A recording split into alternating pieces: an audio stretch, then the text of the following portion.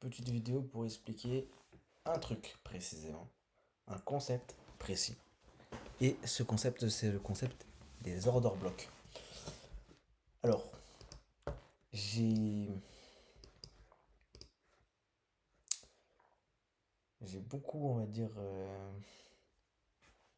comment je pourrais dire ça?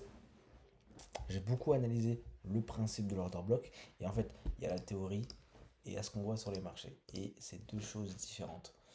Je vais prendre quelque chose de propre. Tac. Non, bah non, c'est pas propre ça.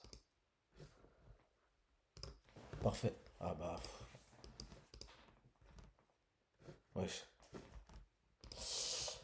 Euh, Nickel. Donc un order block, c'est quoi? Normalement, il y a une notion qui l'explique, mais pour faire simple, lorsqu'un mouvement est prêt à partir dans une direction, soit à l'achat ou une direction à la vente, il a besoin d'une forte impulsion. Donc en l'occurrence, en regardant sur le marché, on peut remarquer que plusieurs fois,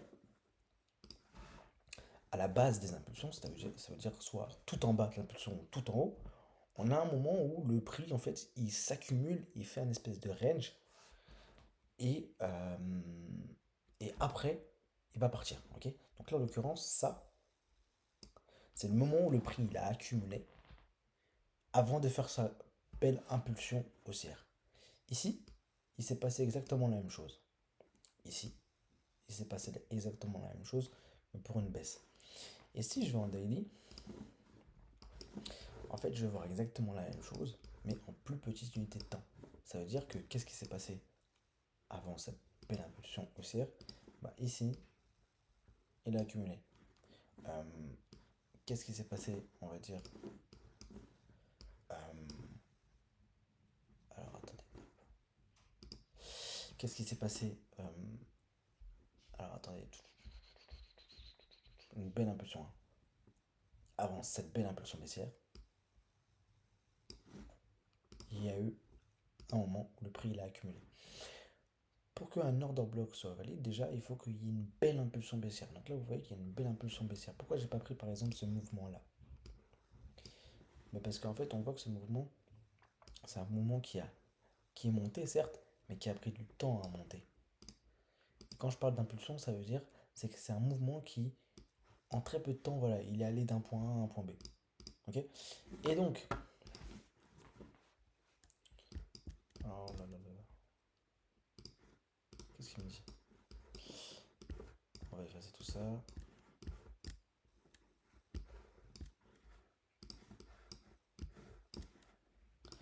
Et donc, pour repérer justement ces order blocks, il faut que, à la base de l'impulsion, donc par exemple, je vais prendre ce mouvement-là, à la base de l'impulsion, il faut que j'essaye de repérer toute cette phase d'accumulation, d'accord? Toute cette phase d'accumulation. Mais ça, c'est la base de mon order block.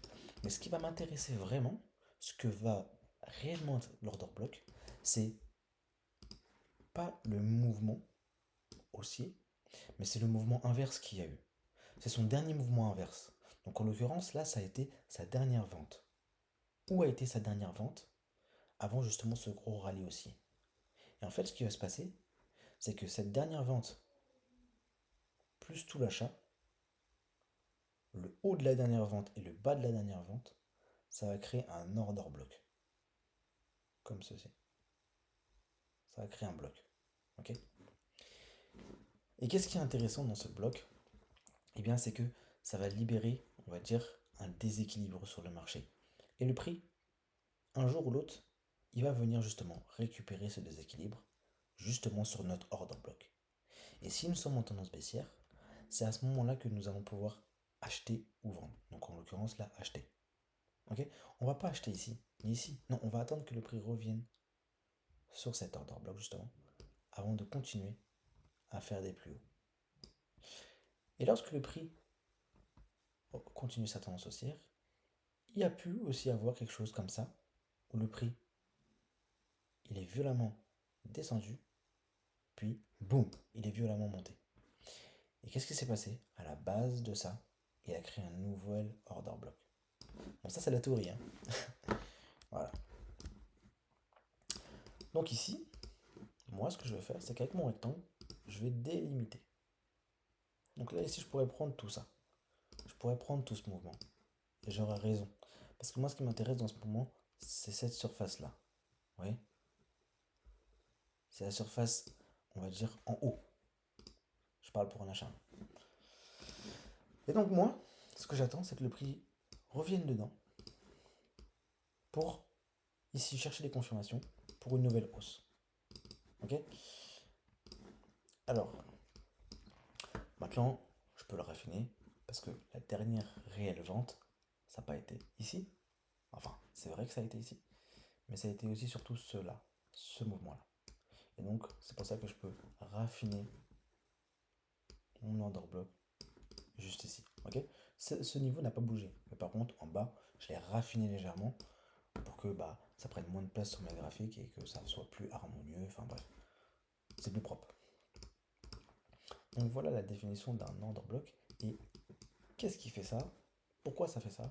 C'est que les institutions, les gros poissons, les gros intervenants sur les marchés, lorsqu'ils vont, on va dire, décider d'acheter ou vendre, ils ne peuvent pas acheter ou vendre comme ça leur chante. Il faut qu'ils fassent sortir certaines personnes, les retail, c'est-à-dire nous, avant de eux rentrer en position. Ils n'ont pas le choix, c'est comme ça.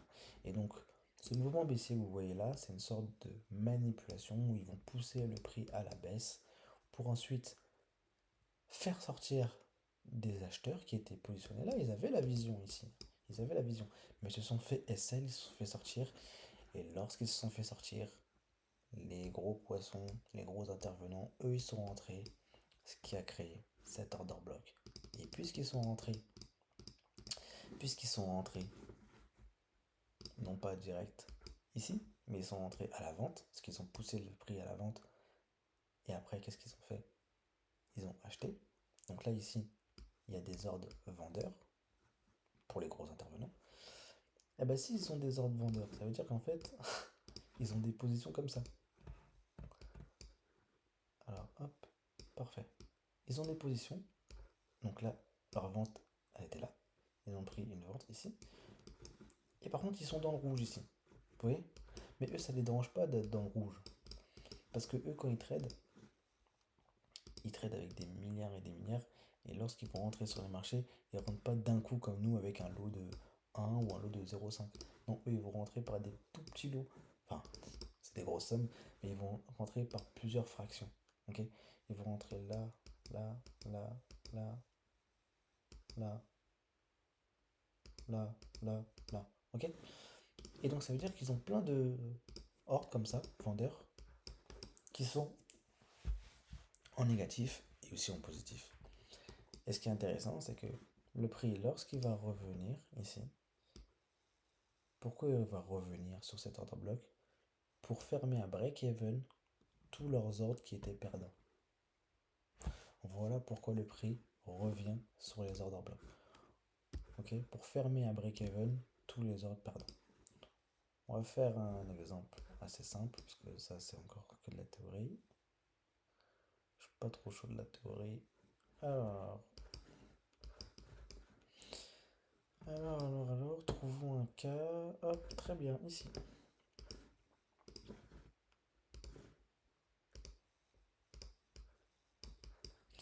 Qu'est-ce qui s'est passé ici?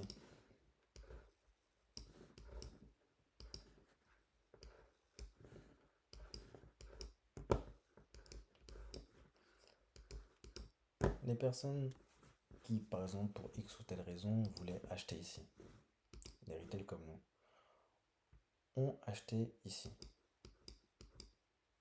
Les intervenants, les gros intervenants, ont voulu aussi acheter, mais ils avaient besoin de faire sortir des personnes avant de rentrer. Donc ils avaient quoi? Ils avaient des ordres ici en négatif. Ok? Ces ordres ils sont en négatif. Et toi, si tu as repéré un ordre bloc acheteur, tu vas attendre que le prix revienne pour reprendre un achat. Ok? C'est ça ta logique à toi. Et le prix revient. Pourquoi il va revenir? Pour fermer à break-even les ordres perdants qui avaient mis les grosses institutions. Donc les institutions, ils ont pris cet achat-là, par exemple jusqu'à là, ils ont pris leurs bénéfices, et ensuite ils ont fait la même chose pour vendre. Et pour venir surtout refermer leurs ordres qui étaient perdants. Et lorsqu'ils sont descendus ici, ils ont fait la même chose, peut-être là-haut. C'est-à-dire que peut-être il y a des ordres qui sont comme ça, en négatif, enfin, hop, peut-être il y a des ordres comme ça qui sont en négatif, jusqu'à là. Et le prix, qu'est-ce qu'il va faire? Il va revenir fermer ses ordres en break-even ici. Et c'est comme ça que, on va dire, fonctionnent les traders, les gros intervenants sur les marchés. Ils ne fonctionnent pas du tout comme nous. On ne peut pas se permettre, nous, de laisser tourner des trades dans le négatif pendant X temps. Ok. Mais voilà. Et donc, le principe d'un bloc, c'est que ce qu'il faut que vous compreniez, c'est que c'est un mouvement à la base d'une impulsion. Ok. Là, ici, j'ai effectué. Il est où? Ah. J'ai repéré cet order block parce que c'est à la base de toute cette impulsion haussière.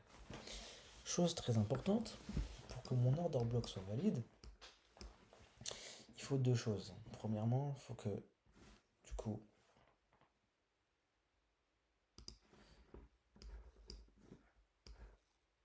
okay. Il faut deux choses. Premièrement, il faut qu'il libère de l'imbalance. L'imbalance, c'est quoi? C'est un déséquilibre sur les marchés. Ça va se trouver entre trois bougies. Là, ici, je vais avoir des bougies. Je vais avoir du déséquilibre, je veux dire. Le déséquilibre, vous allez le voir comme ceci sur les bougies. Là, vous voyez que j'ai une bougie qui est complète. Mais entre ici et ici, j'ai rien dans la bougie. Et bien ça, c'est de l'imbalance. Ok. Et l'imbalance, comme les order blocks, un jour ou l'autre, il faut qu'elle soit recomblée. Parce que c'est une sorte de déséquilibre en fin de compte. Donc, moi ici, par exemple, j'ai un order block qui est ici. J'ai de l'imbalance qui est au-dessus. Ben, je sais que mon order block va être valide. Par contre, si j'ai un order block, par exemple, comme ceci. Vous voyez? J'ai un order block. Ah oui, mais non. Ça, c'est la deuxième confirmation. Mince. C'est difficile de les. Ah, tiens. Ben non, ça marche pas. Ça marche pas. Donc, deuxième confirmation, il faut que l'order block ne soit pas comblé. Voilà. J'avais un exemple comme celui-là. Cet order block ici, qu'est-ce qu'on peut remarquer? On remarque qu'en fait le prix est déjà revenu ici. Qu'est-ce que ça veut dire?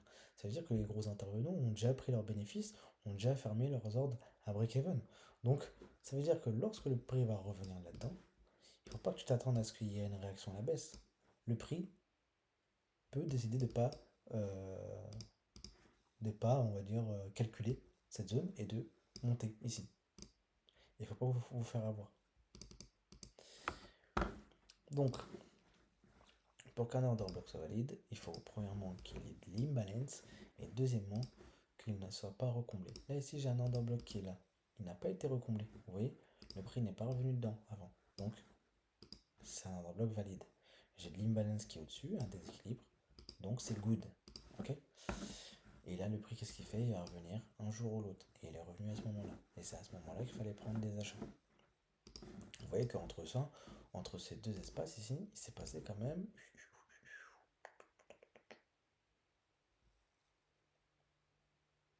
27 jours. Il s'est passé 27 jours, presque un mois, vous voyez. Mais peu importe le temps que ça prendra, un order block va forcément un jour ou l'autre être comblé. Donc, comment repérer sur le marché un order block? Vous pouvez le repérer soit à la bougie. Donc, ce qu'il faut que vous compreniez, c'est que, par exemple, si je prends cet order block là, qu'est-ce que signifie, pardon. Waouh, c'est bon, je l'ai. Qu'est-ce que signifie par exemple cet order block? Ça veut dire que cette bougie positive que vous voyez, bah c'est quoi? C'était une bougie acheteuse qui a été continuée par cette bougie noire, mais malheureusement, il n'en est resté qu'une mèche. Ok. Mais donc, pour l'order block, ici, si je vais en 4 heures, vous allez voir que c'est vraiment la base avant l'impulsion. Vous voyez? C'est la base avant l'impulsion baissière qu'il y a eu. C'est toujours la base. Ici, j'aurais pu prendre tout ce mouvement haussier. Me dire que ouais, c'est le mouvement haussier avant la vente. Mais qu'est-ce qui s'est passé?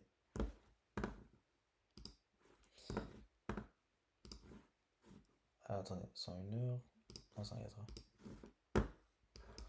En 4 heures, je vois qu'il y a de l'imbalance. Ok? En 2 heures, je vois qu'il y a de l'imbalance. En 1 heure, je vois qu'il y a de l'imbalance. Si j'avais pris mon gros order block comme ça, à aucun moment je vois qu'il y a de l'imbalance puisque le prix est déjà recomblé ici. Donc le prix est déjà recomblé ici. Il ne faut pas l'attendre là. Il faut l'attendre ici. Vous voyez?